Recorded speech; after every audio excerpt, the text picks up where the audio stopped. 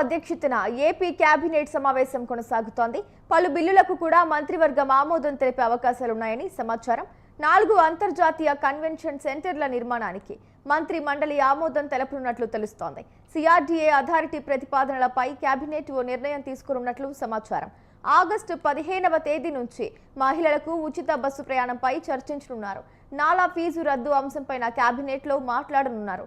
మొత్తం 12 అంశాల అజెండాతో పాటు రాజకీయ అంశాలపై మంత్రివర్గం చర్చించనున్నట్లు తెలుస్తోంది.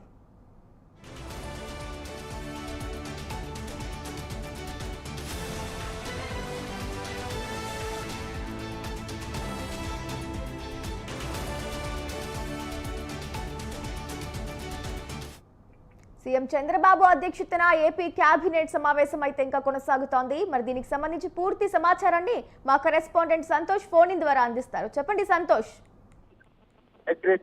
ఏపీ సీఎం చంద్రబాబు నాయుడు అధ్యక్షతన ఇటు సచివాలయం మొదటి ఫ్లాగ్ లో అయితే గనక ఇటు కేబినెట్ భేటీ అనేది కూడా కొనసాగుతా ఉంది. ప్రధానంగా 12 అంశాల అజెండాపై అయితే కనుక ఈ యొక్క కేబినెట్ అనేది సుదీర్ఘంగా కొనసాగుతా ఉంది. ఏదైతే ఇక అమరావతిలో నిర్మాణాలు కావచ్చు, అదేవిధంగా అంతర్జాతీయ కన్వెన్షన్ సెంటర్లు కావచ్చు, వీటన్నిటిపై కూడా సుదీర్ఘంగా చర్చ అనేది కూడా కొనసాగుతా ఉంది. వీటిపై కూడా ఆమోదం తెలియజేసే అవకాశాలు ఎక్కువగా కనబడతా ఉన్నాయి. ఇక ఇటీవలే ఏదైతే 50వ సిఆర్డీఏ సమావేశంలో తీసుకున్నటువంటి మంత్రివర్గ ఉపసంఘం తీసుకున్నటువంటి నిర్ణయాలు ఏవైతే ఉంటాయో, ఇటు పలు కంపెనీలకు అయితే కనుక భూ కేటాయింపులు నిర్ణయించారో దానికి సంబంధించినటువంటి మంత్రివర్గ సంఘం అయితే కనుక ఈ రోజు ఆమోదం అయితే తెలియనున్నట్టు కూడా తెలుస్తా ఉంది. ఇక ఏపీ రాజధాని అమరావతిలో క్వాంటమ్ వ్యాలీ నిర్మాణ దిశగా అయితే కనుక అడుగులు వేస్తున్నటువంటి కూటమి ప్రభుత్వం ఇక దీనికి సంబంధించినటువంటి భూ కేటాయింపులు, అదేవిధంగా కంపెనీలకు సంబంధించినటువంటి అంశాలపై కూడా ఈ యొక్క కేబినెట్ లో అయితే కనుక సుదీర్ఘంగా చర్చించి వాటిపై